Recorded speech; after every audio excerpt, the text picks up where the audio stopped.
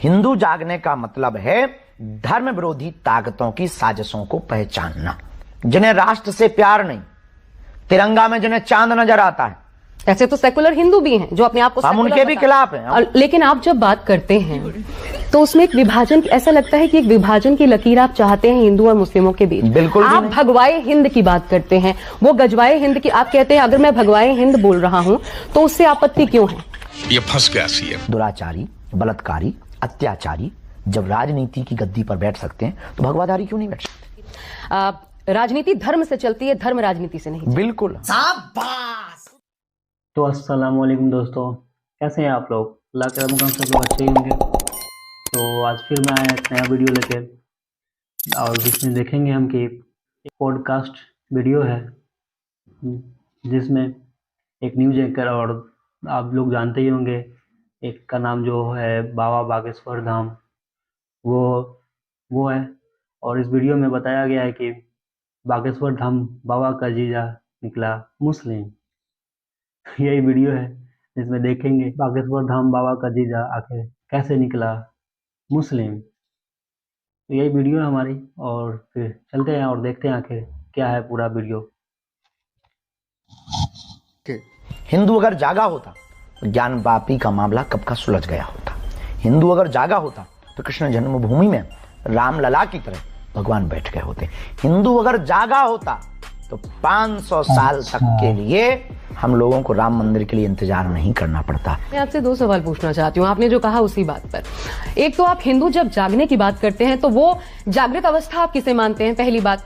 दूसरी, बहुत बड़े बड़े संत तो इस देश में देखे हैं जिन्होंने हमें पथ दिखाया, इस देश को राह दिखाई, जहां आज हम आप खड़े हैं।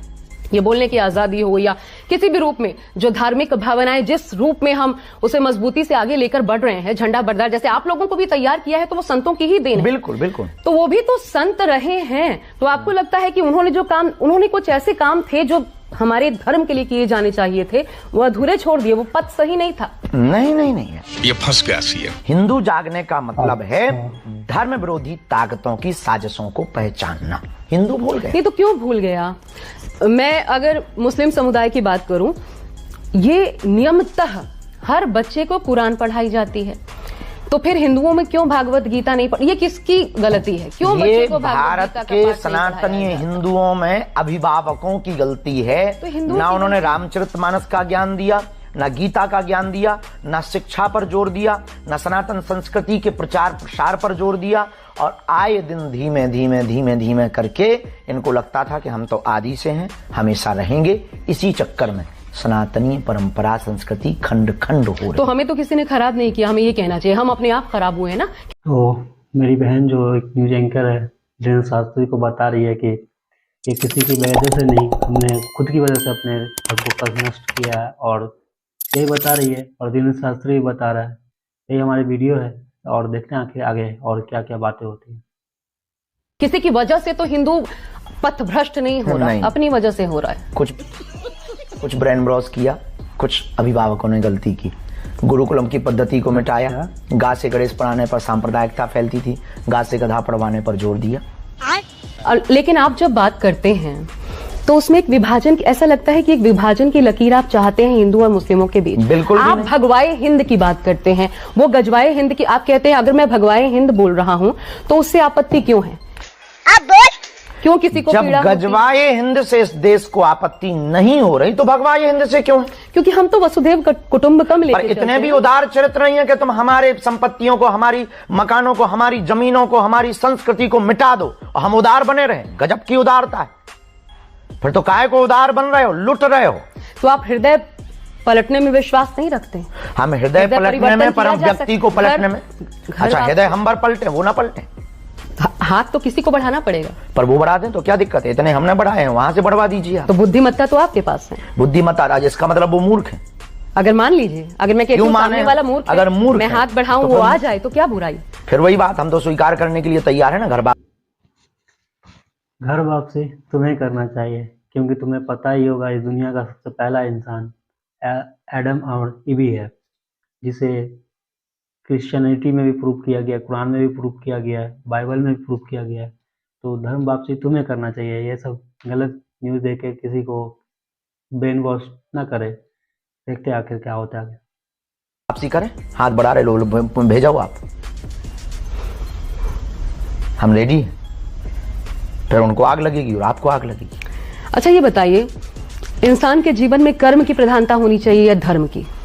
धंधा बंद करवाएगा क्या धर्म की बात करना मुश्किल हो गया है? आपका अनुभव मैं 2 सालों का जानना चाहती हूँ। बहुत क्रिटिसाइज किए गए, लेकिन तब क्रिटिसाइज किए गए आप जब आपने हिंदू राष्ट्र की बात की, धर्म की बात की, ये सारी चीजें जब ये आया, अवलोकन में आया, आपको लगता है धर्म की बात करना मुश्किल हो गया? आपका अपना अनुभव क्या है? बहुत हमले होते हैं, धमकियां दी जाती हैं, फोन कॉल्स पे धमकियां दी गई हैं, बहुत से घर के बाहर पर आकर के गाली गलौज हुए हैं, नारेबाजियां हमने सही हैं, अपनी गाड़ी पे हमने हमले सहे हैं, आज भी गालियां सह रहे हैं कि तुम हिंदू राष्ट्र बनाओगे, देख लेंगे। तो इस देश में हिंदुत्व की बात करना बहुत कठिन है, इस देश में इस्लामिक गजवाई हिंदू की बात करना बहुत सरल है। आप तो एमपी में हैं, वहां पर जो सरकार है वो बीजेपी की सरकार है, जो हिंदुओं का वोट बैंक, उसी की सियासत करती है, हिंदुओं का झंडा बरदार, और फिर आपको ये कष्ट हो रहा है? नहीं। तो आप ऐसा क्या बोलते हैं कि उस पक्ष को पसंद नहीं आता? पता नहीं किसको पसंद नहीं आता, हम सत्य बोलते हैं, लोगों को पसंद नहीं आता। कई बार कुत्तों को घी हजम नहीं होता है। आपको क्या लगता है, डर लगता है? बिल्कुल भी नहीं। अखाड़ा परिषद का एक प्रस्ताव आया कि महाकुंभ में मुस्लिमों की दुकानें नहीं लगने देंगे, उनको व्यापार नहीं करने देंगे। आप इसको समर्थन करते हैं इसका? कर दिया, गैर सनातनियों का प्रवेश वर्जित हो।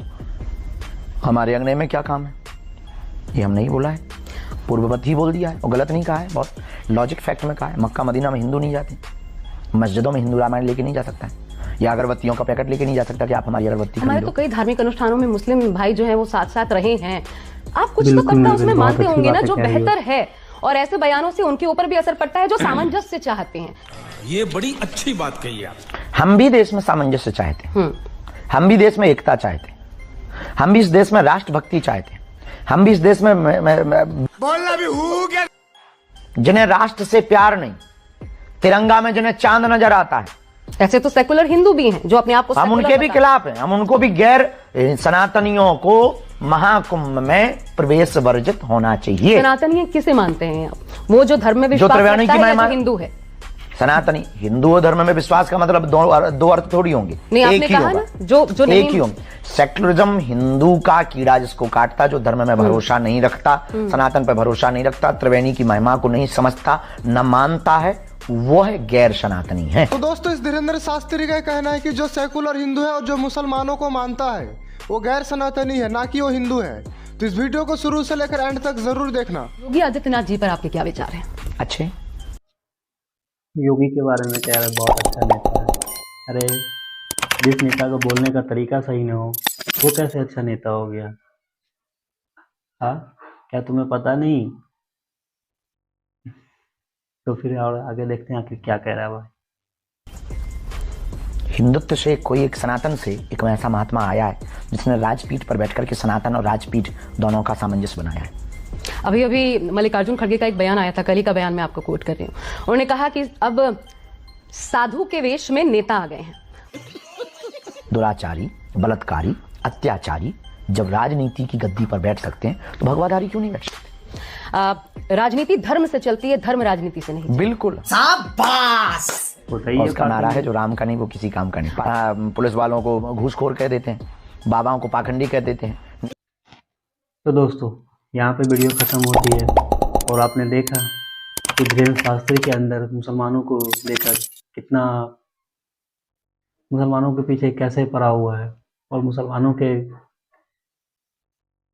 मुसलमानों को लेकर कितनी दिल में कठोरता पैदा करके रखा हुआ है, और बता रहा है कि क्या कहूँ मैं दोस्तों। ये वीडियो थी हमारी, तो फिर चलते हैं, तब तक के लिए मिलेंगे एक बार फिर नए वीडियो के साथ। तब तक के लिए